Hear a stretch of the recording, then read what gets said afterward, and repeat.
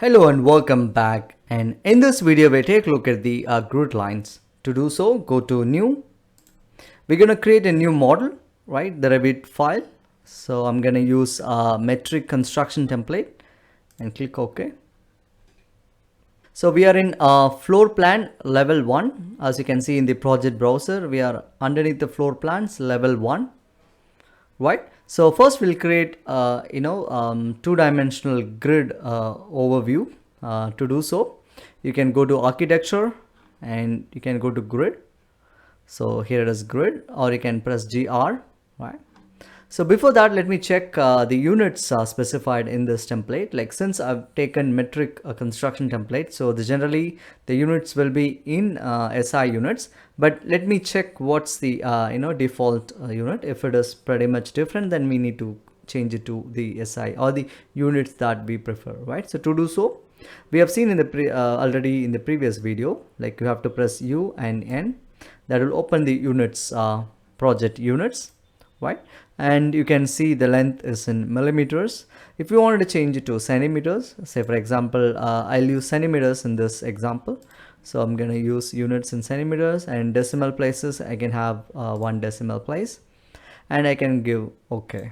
Right, so it's in centimeters now, and the units will be in, the length will be measured in centimeters. Wow. So let's begin the grid. I'll draw a horizontal grid. So when I click grid, it will activate the this particular thing called modify or place grid, right? And the first thing we're gonna do is, like, we're gonna click on any one particular place or intended location. So I'm gonna click here. As soon as I click, I have a line that traversing. I'm not releasing the stuff. I've just clicked and it gets going. Once I click again, and it will default, it will freeze it. Right, say for example, this is the first grid line. Say I'm gonna click and this is done. Right, so I can even modify this, modify in the sense like it will freezes the particular grid line. Right, I can zoom in. You can see I've got bubble or a node that indicates it's a 1, so horizontal line number 1 or something like that. If you want to change it to a different thing, like, you can edit it and change it.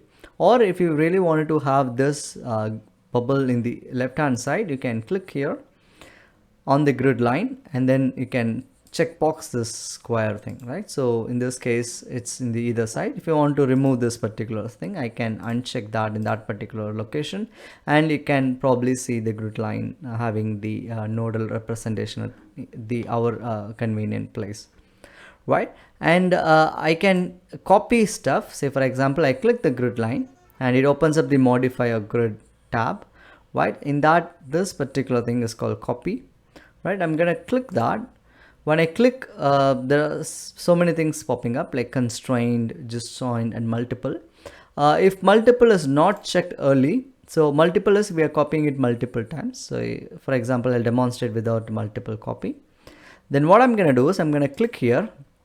I can have a polar angle also, but I wanted to have a perfectly parallel line, parallel horizontal line.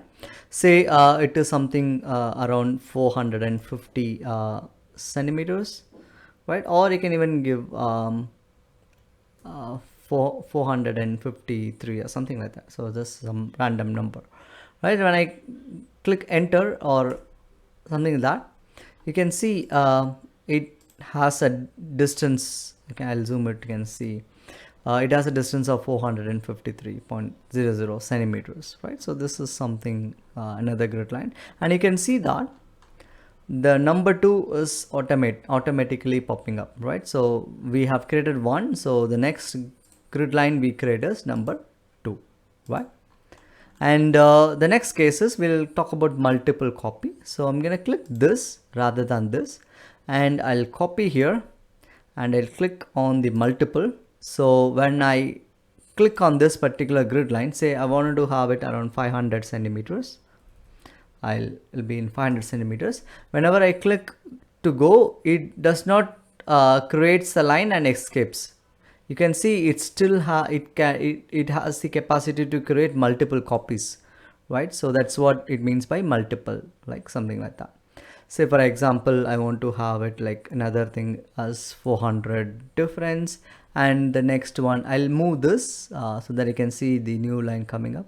Say I want to have something like an angle, or want to have some polar location, like say for example some 135 degrees, and I freeze the location and say I want to have something at 250 centimeters, right? So you can see it, you can see the the multiple copy is still active, right? I'm gonna press escape, or you can even modify it, like let me press escape button in the keyboard and it will freeze it, right? So you can see the number of the grid lines gets developed, right? So these are just reference lines. Do not worry about the dimensioning of this. We need to really worry about the spacing, because that's a dimension characteristics or design intent based on which we create this grid line. But other than that, it's absolutely not an issue, right? It can extend it to a greater length or something like that. It's based on our convenience. Right? And then we'll talk about the the cross sectional or a cross grid lines. Like this is something you can take as a horizontal. Cross transfers will be the other direction. Let's say I go to architecture, I go to grid, and I'm gonna start like the horizontal, but you can see the number gets automatically manipulated. So now this is 6th grid line. I'm gonna modify this. I'm gonna click this, and I'm gonna check box here, and I remove the checkbox here, right? So instead of that, if I want to have some other name, like for example I give the alphabet A, then it turns to be A, right? Something like that, right? And then very important thing is, like, we'll click here, we'll copy this, but instead of other things, we call something called constraint. We'll click on this constraint. All right, so let's copy this, the transverse grid, right? So I'll click copy, but in this case I'm gonna give something called constraint, which means that gets aligned, that alignment gets fixed, right? So constraints move directions, right? So for example, I just want to have a multiple copy, say 560, I give enter, then 678, some random dimensioning, then 560, can click enter. You see, when I have a longer, when I just cross over to a longer dimension, I can probably give a lot of other grid lines between this particular directions. Like, so once you click here, then you can probably arbitrarily move it anywhere or something like that, right? So this particular thing is pretty much important, right? So I'm gonna give modify, so which means I've just created the horizontal grid as well as transfer grid, and you can even see that, like, I've changed this to alphabet A, so B, C, D and E gets automatically numbered or something like that, right? Like alphabetically arranged, right? Say for example I'll click here and I edit C, right? Let me try drawing a new grid line. Say for this case, see, it doesn't make it D, instead it makes it F. You can see it makes it F, so which means that we finished D, E, then we did this, then you can see it's almost categorically arranged or something like that. So that's very important thing that you should know about in terms of grid lines, right? In the next video, we'll take a look at the other different ways in you can draw the grid lines. I hope you really enjoy this video. Have a great day. Bye bye.